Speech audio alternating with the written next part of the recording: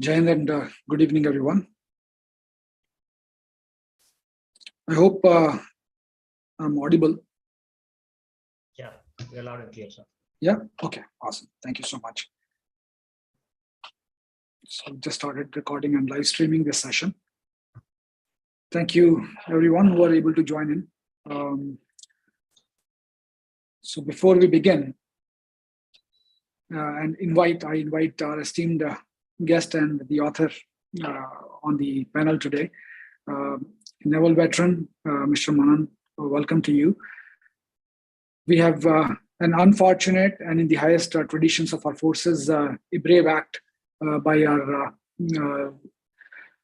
three soldiers, two from the military and one from the police services. They've attained Veer Gati, and we would have 1 minute of silence in their honor, and then we'll jump right into our discussion topic. And as you might already know, these are Colonel Manpreet, Major Ashish, and we have DSP Himayu of Jammu and Kashmir Police. So a minute of silence in their remembrance and honor.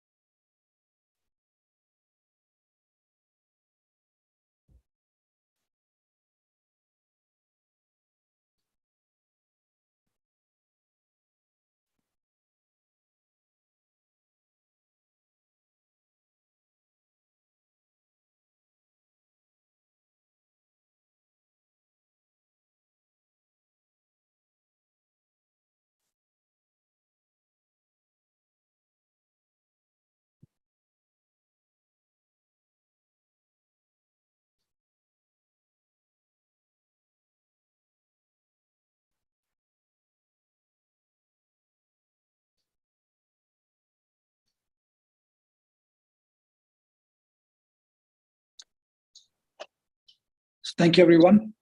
So I'll begin. Very quick introduction. Myself, Major Himanshu. I'm based in US, and this event's been organized by Mr. Rajiv, great facilitator who's been connecting the dots, connecting all of us veterans from different parts of not only Bharat, but also as I'm present from states across the world.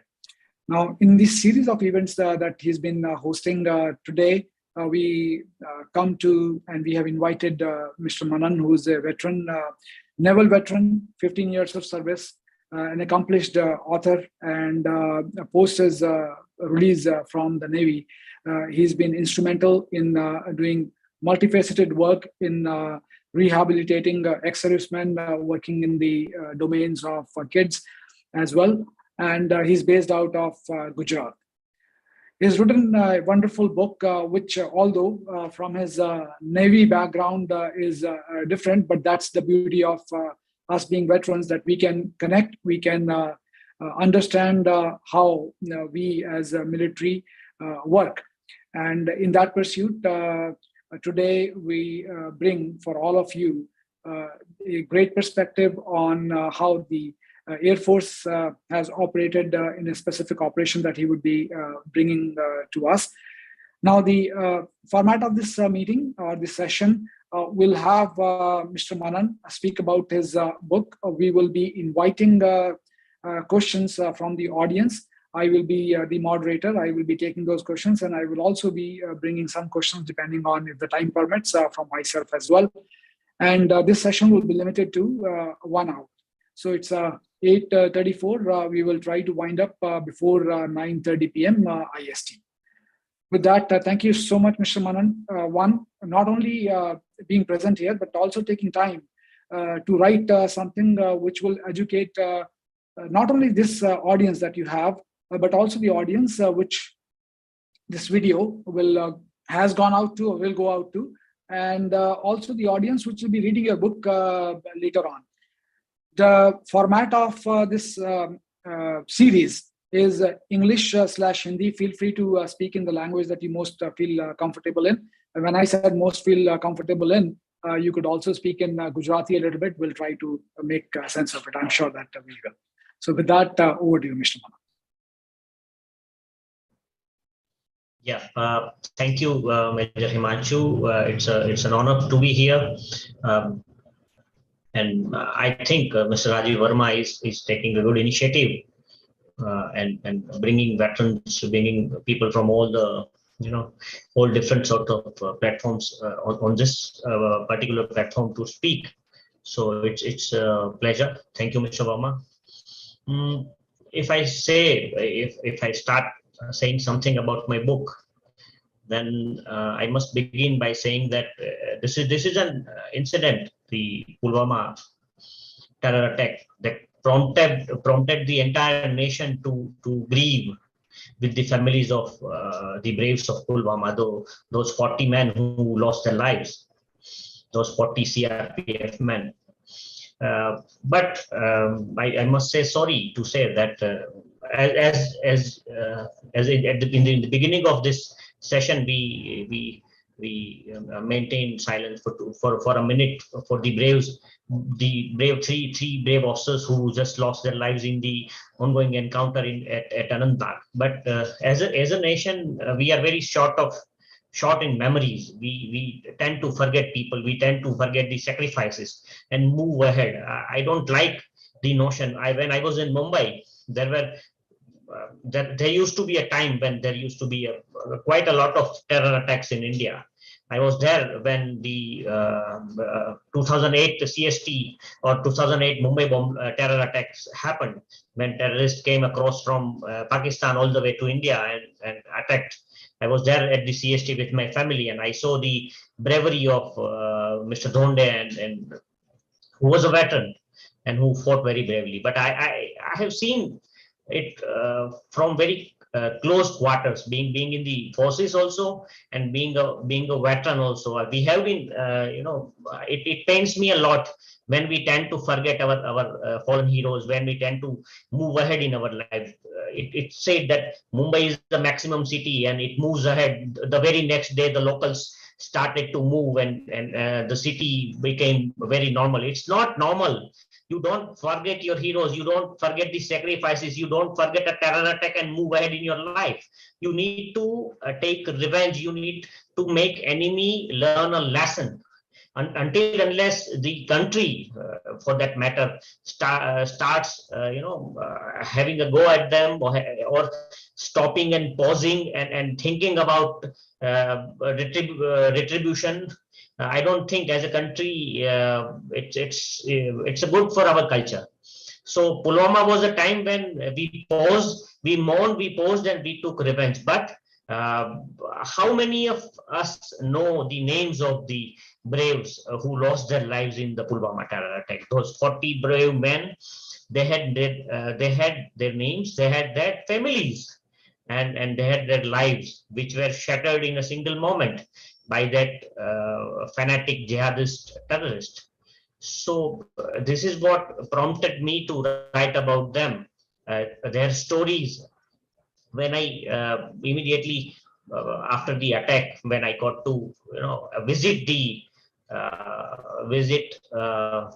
Jammu and Kashmir, and I was allowed to, after some time, I was allowed to talk to a few people who were in the convoy.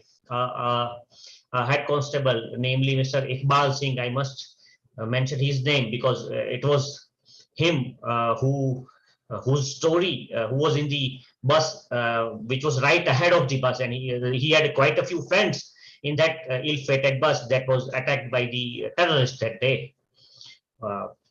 He had a story, and his story prompted me to research about these people, to research about their personal lives, to understand their stories of their families, to understand what they have left behind while fighting a common enemy. That is, terrorist is not, or the terrorists that these officers, these jawans, they are fighting are not just the enemies of these the armed forces. They are the enemies of the nation. That is, this is a fact that we need to understand. But sometimes, as a country, we move ahead and we forget the past. So retribution happens once in a while, but not so often. This time around also, when a country loses in the Anantnag encounter, when we have lost a commanding officer, an officer of the rank of colonel, who was a commanding officer of a RR unit, probably 19 RR unit, and what are we doing? We are doing nothing. I've heard that a few of the terrorists have, after attacking our formations, they have ran back to POK, and they were showered with stones in POK. But what stops us to go to POK once again? Why do we need to talk about it? A retribution should be, wordless, or should be very silent. If we talk about it, then I suspect that there will be casualties.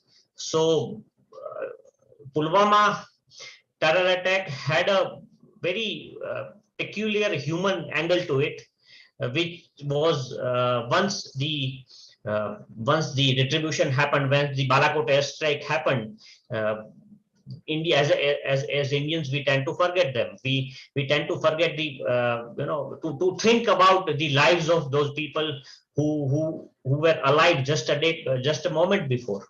So it is my tribute. The entire book, which talks, half of the book talks about the Pulwama terror attack, and the second part is about the Balakot airstrike. It talks about the bravery of those pilots. But this entire book is my tribute. As a soldier, I felt that it was my duty to tell those stories of those braves, and it is my tribute to these 40 braves of Pulwama who lost their lives in that dreaded terror attack. I wish to mention one more point here, that we have certain individuals who try to humanize terrorists in a way. Like they say Kasab was a bhatka hua naujawan tha, and things of for Adil Ahmed Dar, it is said that he was a young boy who was depressed and he got into this. This is there are people, there are journalists, there are these people are like leeches who suck the blood out of a nation. You try to humanize a terrorist and forget the sacrifices of this man who fought for the nation. And out of those 40 men, the very first person who lost his life in the terror attack, who was sitting at the conductor seat of the bus, and who was the bus commander of the bus, was a Muslim for Jammu and Kashmir, just like DSP Humayun Bhatt was a Muslim from Jammu and Kashmir, and he was a devout a nationalist who fought, who took the bullet in his chest, and he had no qualms about it. He told he through a video call, there is a news that through a video call he called up his wife, and he said that I might not survive, take care of the kids. This is the bravery that every person who fights for the nation has. But we tend to forget that. We instead of humanizing Naseer Ahmed, who was a nationalist Indian who was a CRPF head constable, and who was the first to die when a terrorist attacked the bus. People end up humanizing. People end up writing stories about the terrorist who was responsible for the death of those 40 people. So it is, I think, as a soldier, it is my duty, it is our duty to talk about our people, to talk about the stories of our soldiers, and not to let the propagation of terrorists, not to let the propagation of enemies take over the narrative in common Indians' psyche.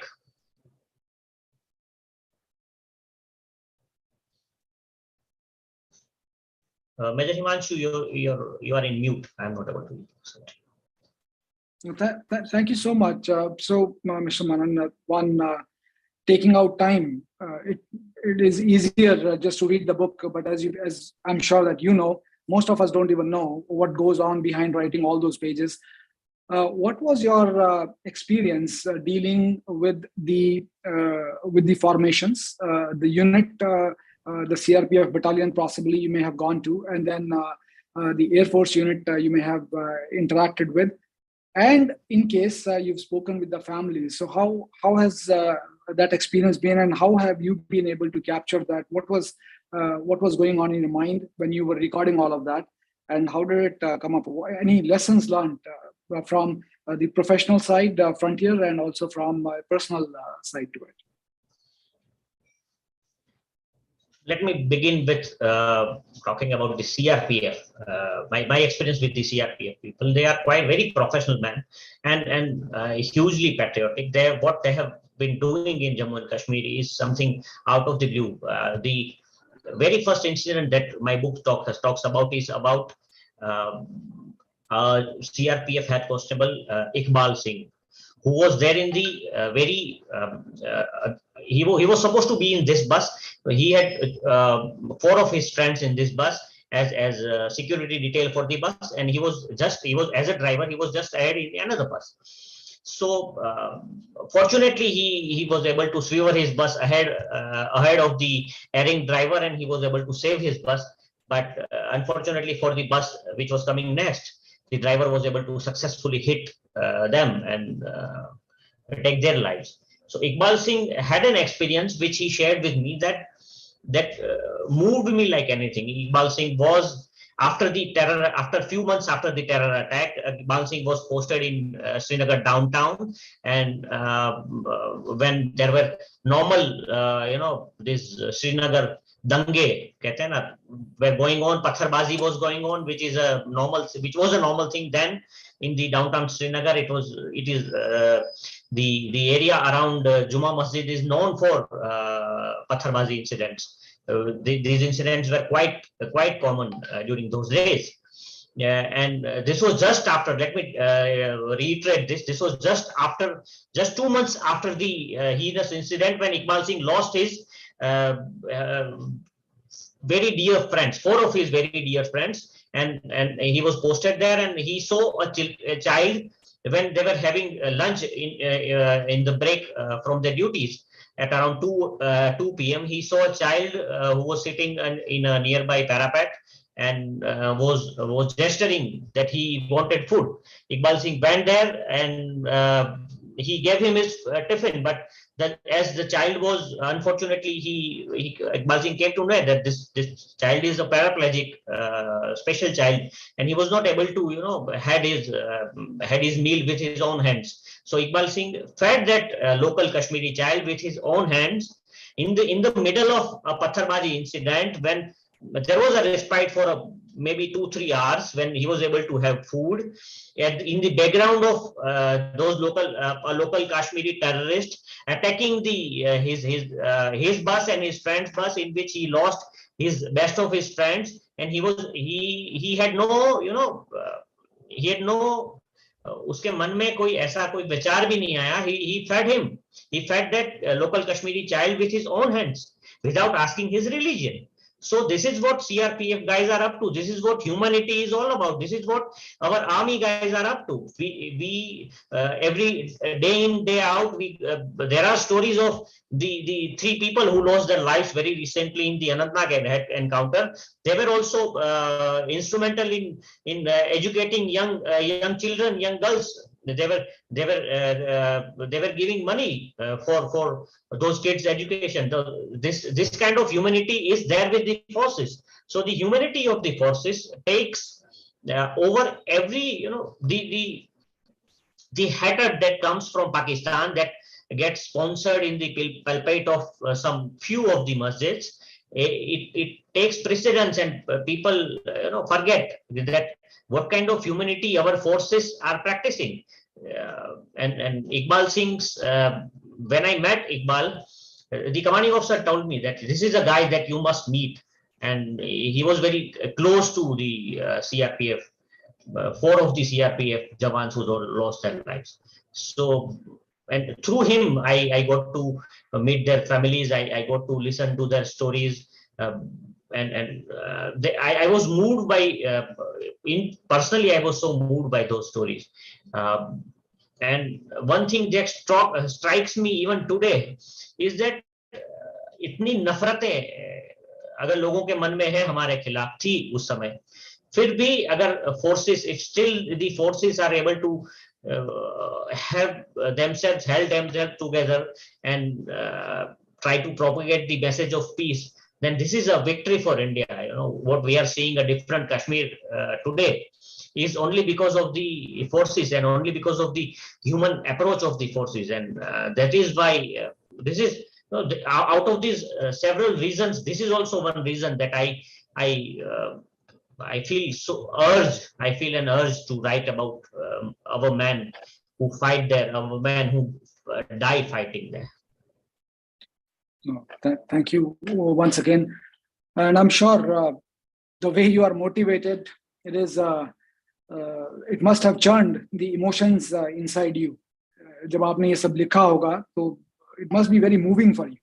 Those of you do not understand Hindi, I'm trying to just do this about the back in Hindi and English. So the churning आपके अंदर हुई. So what led you to not only pick on CRPF, but then you also went on to Balakot? क्या वो motive था आपको कि आपको वो जानना था, लिखना था कि वो बालाकोट के एयर स्ट्राइक्स को आपको सबके लिए ब्रिंग आउट करना था? What was the innate desire? What was the burning fire inside you after you started thinking about it? It was an Air Force operation that changed the way India operated or India reacted in terror incidents. We all know that till Kargil, even during Kargil war, Indian Air Force was not allowed to cross the line of control, and we had to operate literally having our hands behind. The Air Force had to operate literally having their hands tied behind their backs. Air Force did exceedingly well during 1971 war and 65 war, but during 62 war also Air Force were not allowed to operate against China. So I think Balakot airstrike was an opportunity, was a kind of a challenge that was given to the Indian Air Force, that it is a time. I think my interaction with a particular officer, a particular mustached officer was very instrumental after the Balakot airstrike, in an operation where Pakistan attacked India after our successful airstrike, tried to attack India, and somebody who defended India well.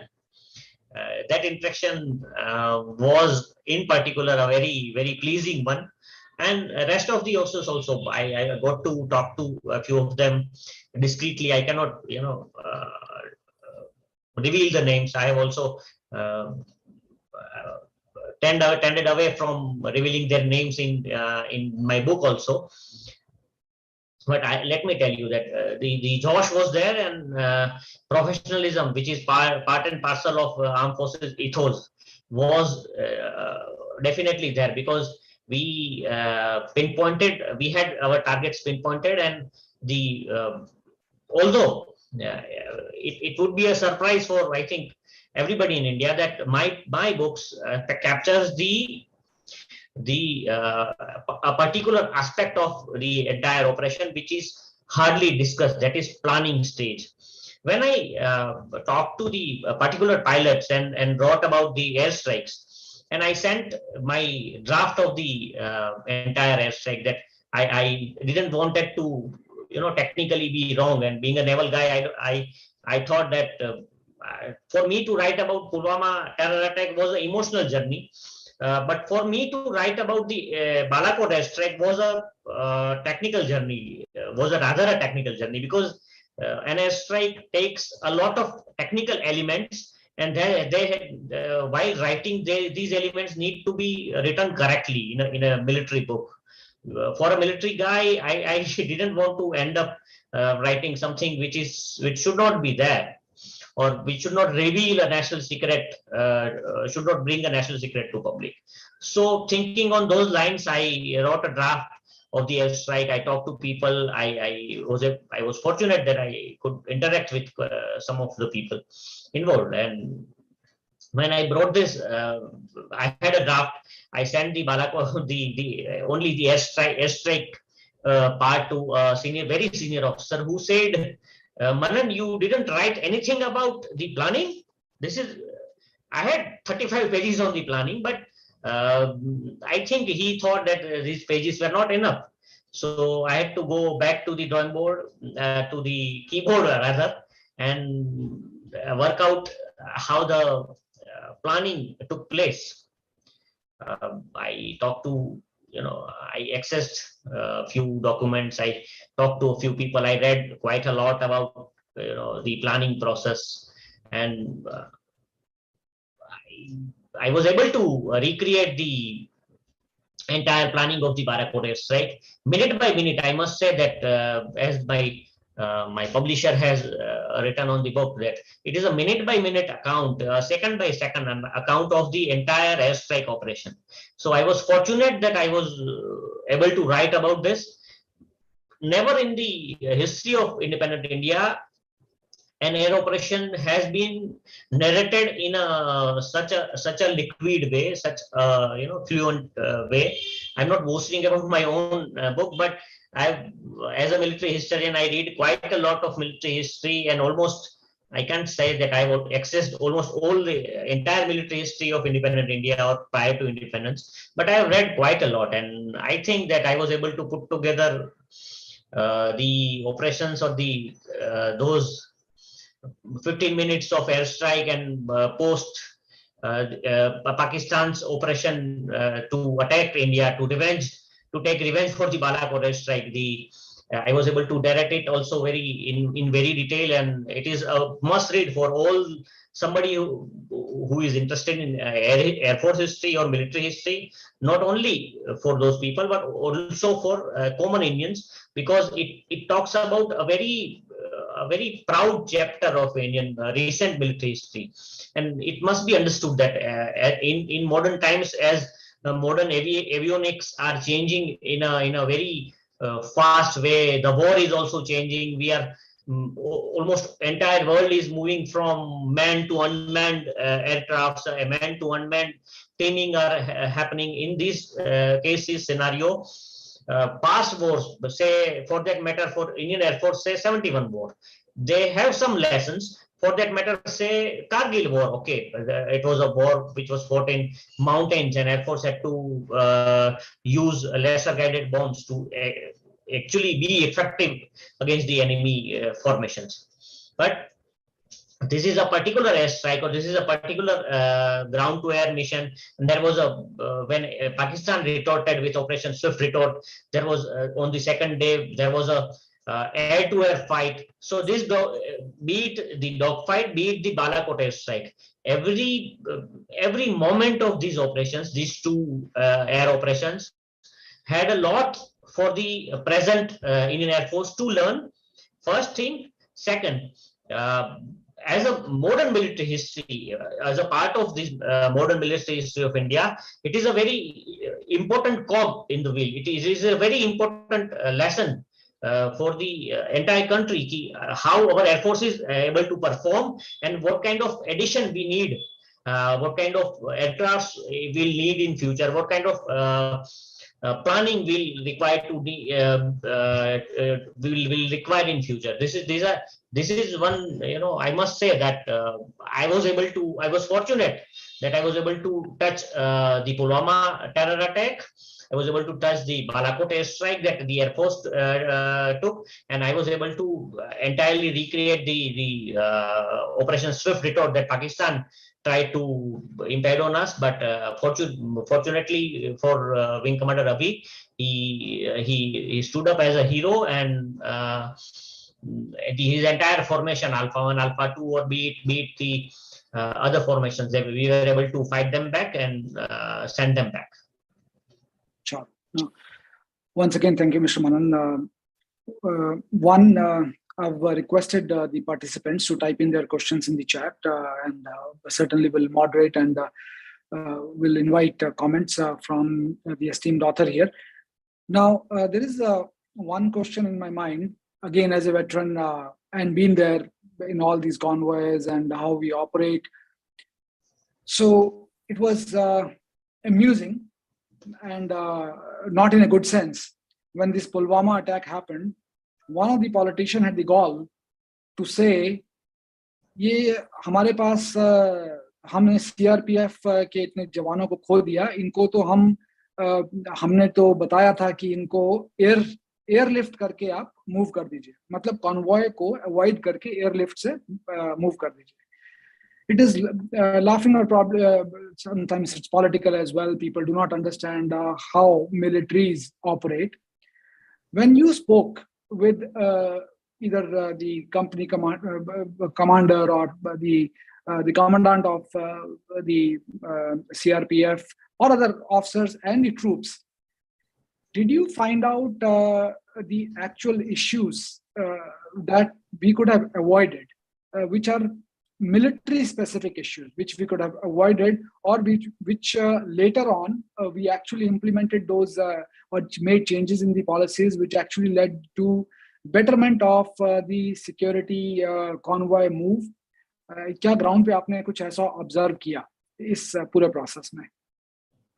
No, definitely. It is a very technical issue, basically. First, it was a political gimmick to say कि उन्हें flight में भेजा जा सकता था. You have a convoy. You have a convoy of 2,578 jawans. आप 2,578 jawans को suddenly aircraft की व्यवस्था करके नहीं भेज सकते. Aircraft can accommodate at least 100 or 200. But when you need to move so many people, and it was just an overnight journey. They were there in Jammu, and it was a normal convoy movement. First thing. Another is, yes, my research say that if some few of the roadblocks would not have been removed, if we were able to provide flank security to the convoy vehicles, maybe this mishap would have been avoided. Maybe we can have the Latu Mode junction is also a very sensitive area. If that junction, that speed breaker would have been avoided, if the approaches from flying that the attacker took, if these roads would have been blocked. But when you have a huge convoy moving along with civilian vehicles on the same road, technically it is a recipe for disaster. So we have only one national highway that moves from Jammu to Srinagar, and then Srinagar to ahead to Kargil and Leh. In the same highway, we have to have civilian movements also. We have to have convoy movements also, and thanks to our political masters who were ruling at those areas, they were able to, particularly, let me name Miss Mahbooba Mufti here. She to extend an olive branch to the locals. She was able to persuade the forces to remove quite a few roadblocks, which would have, if the roadblock before the Latu Mode junction, if it would have been there, I think that the attacker would have been stopped and checked. His ID in his bus, in his motor car, eco motor car, would have been most probably would have been found out and maybe destroyed then and there. But it couldn't happen because politicians have their own implications, they have their own agendas. So a single an agenda of a politician, when it takes precedence over national security, it happens. Such kind of attack. Otherwise, there was army, there was CRPF, there was road opening party. We tried to, the forces tried to tick every box that was required for a gigantic movement of this convoy. But we didn't have enough armored vehicles also. The buses, the Tata buses, they had very, they weren't effective against an IED attack. No armored vehicle can be effective against an IED attack of this kind of intensity, but at least a few of the men could have been saved if we had enough armored vehicles. But in a convoy of 75 buses, we have just 5 armored vehicles, and it might have played a part. But was it possible? Because normally CRPF doesn't send such huge convoys en route, only due to security reasons. But as these men were going for the Lok Sabha elections, they had to be moved in a certain pace. And during that, for 7 to 10 days, Srinagar highway was entirely blocked because of inclement weather and landslides. And this made the strength at the Jammu transit camp rise in a very huge way. And due to that, a transit camp has its own limitations. It can house only maximum, that maximum capacity was 1,000 people. There were issues with water and food, so they had to move those guys to their duty places in the valley. And it was a normal convoy movement, which maybe if the weather would not have worsened, maybe it would have been a smaller convoy, and this incident might not have happened. But let me say that it was unfortunate and it shouldn't have happened. And I don't think the forces will let any more such incident happen again. But as it said, that better said than done. We cannot do anything against the forces of the nature.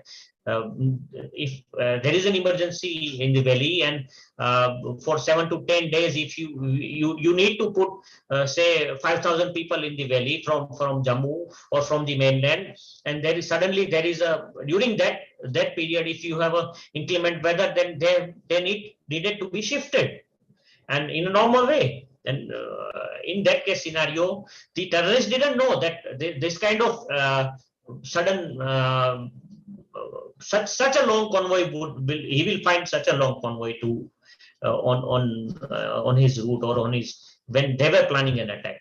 This was not something that they knew, but they were plain lucky, and we were plain unlucky or unfortunate that we lost this brave man. No, sure. And the similar thing, what's your reading of Air Force side of the story? How did they feel about their jets? We were doing MiG-21 to F-16.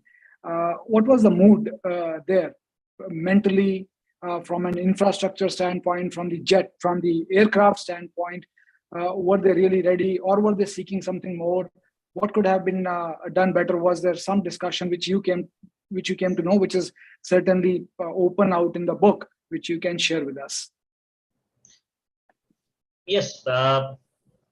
See, Air Force, or for that matter, Wing Commander Avi and his partner, they never had a moment to discuss, a moment to ponder. They were on their duty as on ROP on duty. They were QRT pilots. They had to respond when there was an air raid warning. Enemy air raid warning arrived. They took moments to get on the air. And let me tell you, with all the discussions and all, MiG-21 is the most sturdy aircraft in India's arsenal. It is an aircraft that has the fastest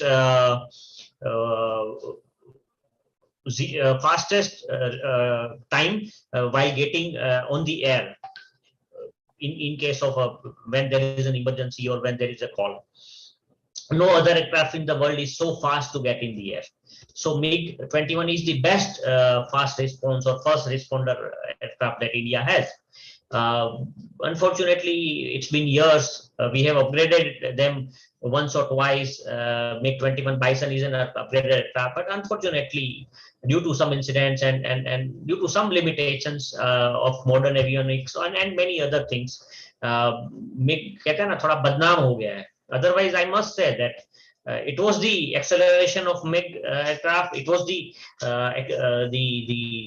powerfulness of Russian engineering that against a fourth generation US made fighter jet, MiG was able to score a kill. So it must be said that MiG for their time they have done their duties well, and as a first responder aircraft, MiG have been exceptional in the scenario, in this kind of scenario when India has a particular the geography that India has. For that geography, Pakistan Air Force stations or Pakistan airstrips are very near to Indian borders. So when they start taking off towards India, it doesn't take too much time for them to reach India.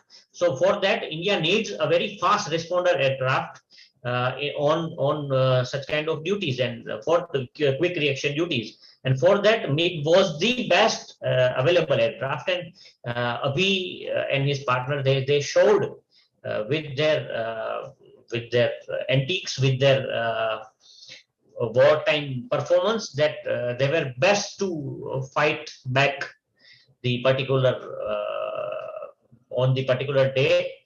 And Abhi lived to tell his story to the world. So that is the best thing, I think. I personally feel that that is the best thing. Sure. No, thank you for bringing that perspective, because most of non-military audience will assume, as the news would float around, MiG-21 versus F-16. So we were always at a disadvantage, but that is not entirely true. And obviously, then machine is as good or is limited to the best of the man's capability, the man who is the man or the woman who is operating it. So I'm sure our Air Force warriors have played very well. With that, we can go on. There are so many thoughts, but we have so many participants here. So looking forward to, I've requested them to put in the chat in case they have a question. Now, since I've not seen a chat response, I will request you to unmute yourself and please have a discussion question for Mr. Manan.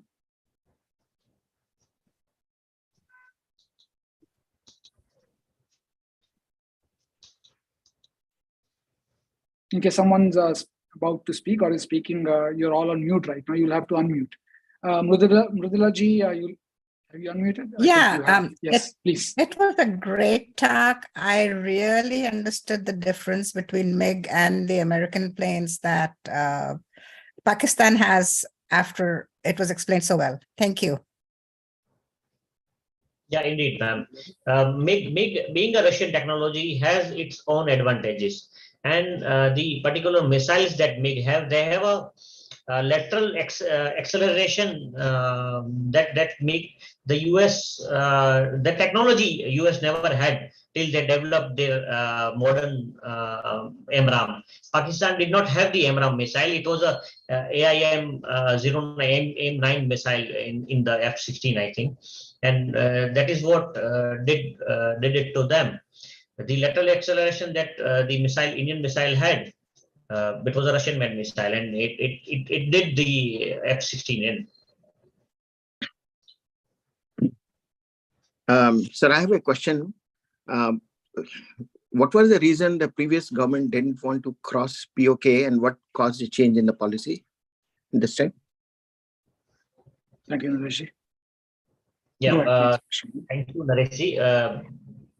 It must be a political decision from the government, and we don't know what kind of pressures, what kind of international pressures that governments go through while dealing with such matters. Because previously, most recently during the Kargil War, I've written a book on the Kargil War also. the government did not allow the army or the air force to close the LOC, and it costed us a lot. We lost more than 500 lives of more than 500 Jawans during the Kargil war, and if we would have crossed the LOC and surrounded these incursions or the northern light Jawans of Pakistan from behind and crushed them then and there, I don't think we would have lost so many lives.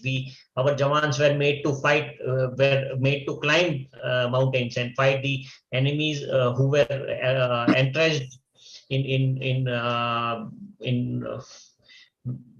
caves, in toughened hideouts, which were not even penetratable by Air Force continuous strikes or by our artillery's continuous strikes. So it was unfortunate that the government did not allow, but it's a good thing that this government has. Maybe there is a possibility that the modern India that we see today is financially more capable to withstand any morally also more capable to withstand any international pressure, and able to cross the line of control at will, able to give the army particularly the command to cross the LOC. It's not that earlier the forces didn't used to cross the line of control, but these operations were held locally and discreetly, not without the government's official knowledge. It's a thing that whenever we feel there is a time to do that, the forces have done it, and make no qualms about it. The forces, when in need, small time operations have been done and will keep on doing that. Sir, I understand your response, but you mentioned possibly international pressure. But if you remember, during Operation Blue Star in '84, before that, Mrs. Gandhi on her own made a statement, that police will not chase terrorists in Golden Temple, right? So she drew this line in sand without any international pressure on her own, which she violated later on. And in Blue Star, when you all know what happened, I have a feeling here also there is no international pressure, because I live in US, and here if terrorists come and they run into Mexico or Canada or any other nation, the US Army and the US government will chase them. They went to Afghanistan after 9/11. So I don't think any country will tell others that when someone attacks you, you can't go and punish or chase those people. I feel it's a weakness of our own political governments that cause them to do it. It's not international pressure. No, you might be right, sir. But see, while if we say that governments were never under international pressure, we must understand that Pakistan during the US peak, when US war against the terror, the so-called war against the terror was at peak, Pakistan was the center from where US carried out all its operations. ISI was the front arm for American supply of arms, ammunition, and training to the Afghanis whom they used as Mujahideen to fight back Soviets. Then again, when it comes to the second part of war against terror, when 9/11 happened, they came to Afghanistan and they fought these very people whom they labeled as Taliban. But during that time, Pakistan was has been the most important partner of US in their either way, their war against terror, Taliban, or war against Soviets. So to say that there was no international pressure feels unfounded to me, because US has been the most trusted partner of Pakistan and the ISI. So whenever there is there is some issue with India in terms of India and Pakistan, US has always been at the Pakistan side. Even during 1971 one war, US 7th Fleet sailed for India, and I've confirmed reports that even during Kargil war also, US was in support of Pakistan, and they had sailed some of their ships and submarines towards India. So these are confirmed reports. in the modern times when world order is changing, India is tilting towards, rather than Russia, India is tilting towards in the new world order towards USA. Russia is also tilting towards more towards China. China, Pakistan, Russia, as a new triangle is happening. So in this scenario, we might see that if there is but we saw that what happened during Balakot airstrike. Also, US stood firmly with India, and they said that India had all the rights to defend their lands. But can I make a comment and then probably a question? There was no international pressure on the governments. There might be, and there are few things which might never come out in open, because some state secrets are better left like that only. This is my personal opinion. Thank you. Thank you, Naresh. We have a question and a comment from Jayji here. So over to you. Thank you. So I just wanted to comment from just the previous question. I think there will always be international pressure, and there'll be some people who will say you should not do this. It's the political backbone. जिसको बोलते हैं ना रीढ़ की हड्डी, मेरुदंड, जिसको दंड देने का भी दम हो, ऐसा मेरुदंड होना चाहिए. वो हमारे पास अब जाके आया. Now we have that political power, that political will, and that's the most important thing. Mananji said. It's a political decision, and we have to abide by. Indian armed forces have to respond to democratically elected government, and that government has to make a decision. So that's my take on it. There will be international pressure, but how do you handle it, or thwart it, or overcome it? That's important. The question I have for you is that how do you see that nations should be patient? Because sometimes the planning takes time. And वो एक राजकुमार जी का पुराना dialogue था, जवाब तो हम देंगे, गोली भी हमारी होगी, समय भी हमारा होगा, जगह भी हमारी होगी. So that is very important. And I think how would you respond to that? Because even after Pulwama, a lot of people ask me that this government just keeps talking, doesn't do anything. And I said, you have to be just military operations to be successful. You have to really plan them well, and you can't respond a knee-jerk reaction. How do you see, Manan, that plays a role in two places, in psyche of the armed forces and psyche of the nation? What is your message to people, how they should take this? If everything like this happens, how would we respond? I hope the question or request is clear. Yeah. Yes, it's a very good question. See, psyche of as far as our psyche of the armed forces is concerned, we are a professional force, and we are always ready to respond in whatever way the government expects us to do. As I said, that during Kargil also, when our hands were tied behind, we fought back.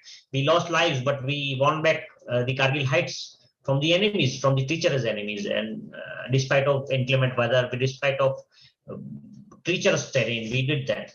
We even during Balakot airstrike, even during surgical strike, whenever government expected anything from us, from the armed forces, be it the army, be it the air force, or for that matter, the Navy is itching to go. So we are a professional force, and as you said, in a democratic country, unless there is a political will, India is not Pakistan, and Indian Army or Indian Armed Forces are not Pakistan ki fauj, jahan pe, they take the decision or they puppeteer the governments.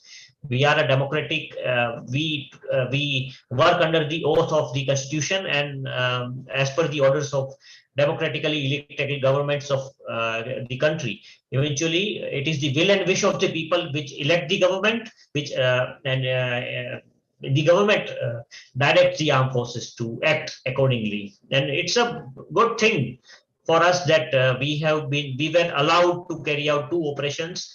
We were, the infrastructure boost that is happening was allowed, be it across the LOC, or be it near the LOC, or be it near the LSC. So it's a great thing. It is a great morale booster for the armed forces, for the country, for it gives them a boost of courage, the country is in safe hands. The other thing that troubles me a bit is that we don't have a fixed policy. Every time there is a terror attack, we have to wait for the government's response. And if the government responds or there is a hue and cry from the people, then government sometimes comes under pressure and decides to take actions across the LOC. But I think there should be a national policy for fighting terror, be it within the line of control or be it beyond the line of control. Whatever requirement, for a small retribution, whatever the actions that are needed to be taken, I think there should be an SOP, there should be a policy, and the military should be given a free hand to chalk out their own plans, at least for some years, to eradicate terrorist training camps, to eradicate terror entirely. Because once in a while, once in 2 years, 3 years, or 4 years, you take actions against terrorists, and then we sit and wait for them to do something. Shouldn't it's not too good for the country, because once in a while they will succeed, once in a while they will have their luck. It's like a bowler bowling.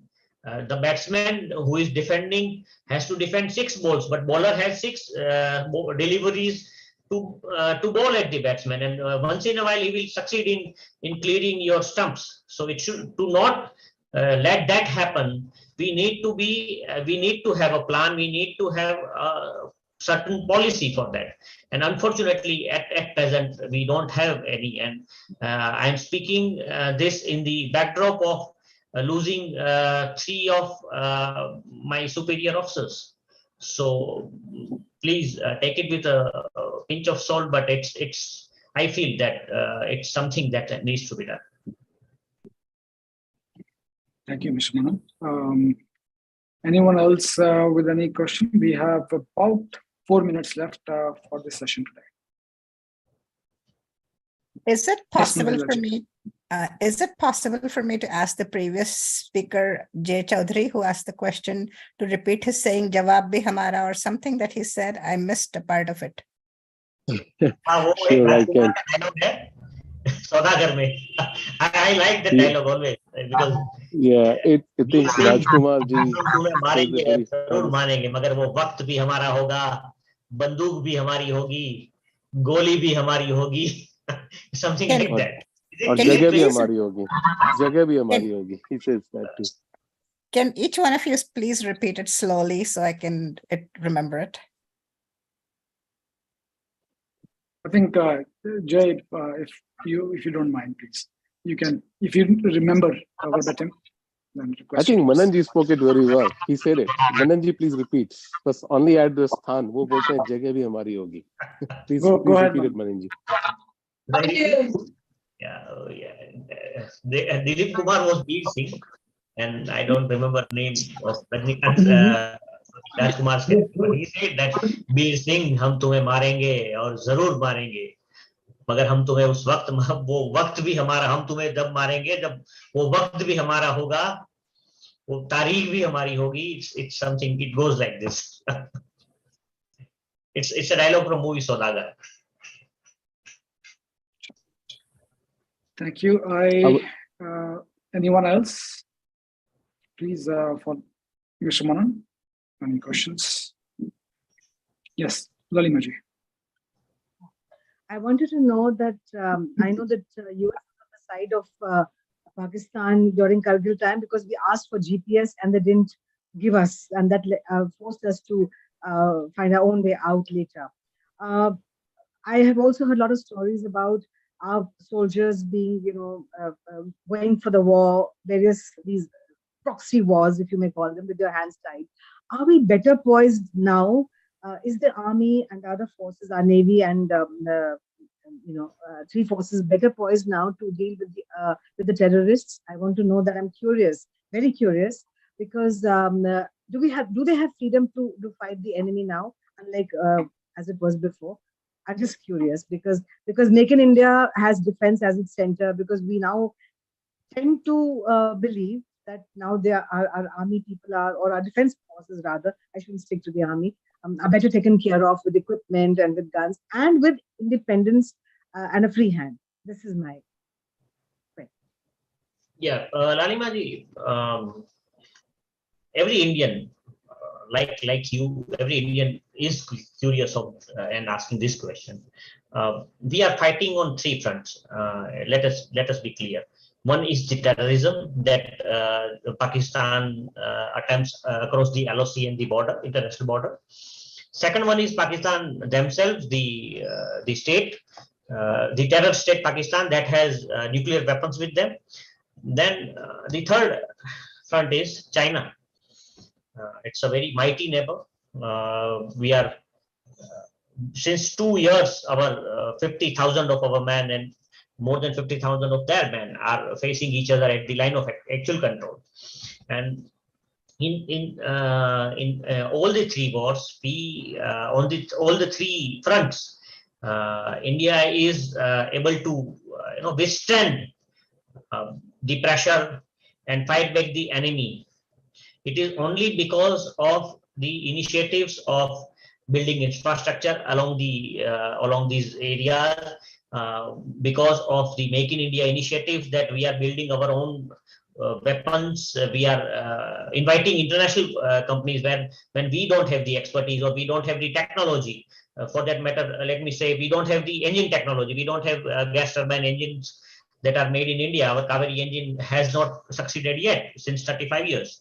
So we are inviting other countries to make in India. HAL is building aircrafts for us. We are coordinating with so many countries which are friendly countries and able to build technologies that are usable in modern military warfare. We are able to build lesser walls and walls which are equipped with motion sensor cameras, which basically tell us when terrorist enters crosses the line of control from Pakistan. So in all fronts, be it and one more front which I forgot to say that about the China incursions. China tried to enter in India. India defended. India instead, Indian forces went across and took advantage of occupying Kailas range. So we are militarily also on the ground. Also, our soldiers are well trained to fight in high altitude terrains. We have the experience of beating back Pakistan in high altitude terrain of Kargil. Our soldiers are well capable to fight in Ladakh, rarefied and dry desert of Ladakh, and we are fighting well against. We are withholding well against the Chinese aggression. In terms of Pakistan's military capability also, Pakistan is nowhere near India in terms of military capability, in terms of technology advancements, and definitely within the way the government has put its onus, its focus on building technologies and making things in India. Within I see within next 2 to 3 decades, we will be making we will be 100% self-sufficient in defense technology in terms of manufacturing in defense. I see that happening in 2 or 3 decades. So India of yesteryears and India of today are 2 different Indias, and definitely our enemies are beware of it. Okay, great. So we are at the end of the meeting time. And we will take just one more question from Satyendraji, since he's raised his hand, and then we'll wind up this meeting.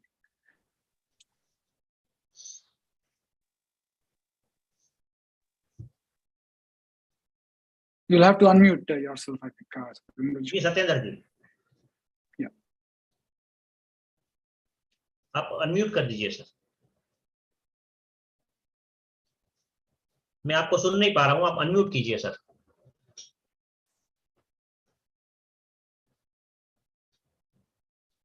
और आप chat भी कर सकते हैं अगर आप unmute नहीं कर पा रहे हैं फॉर व्हाटएवर रीजन.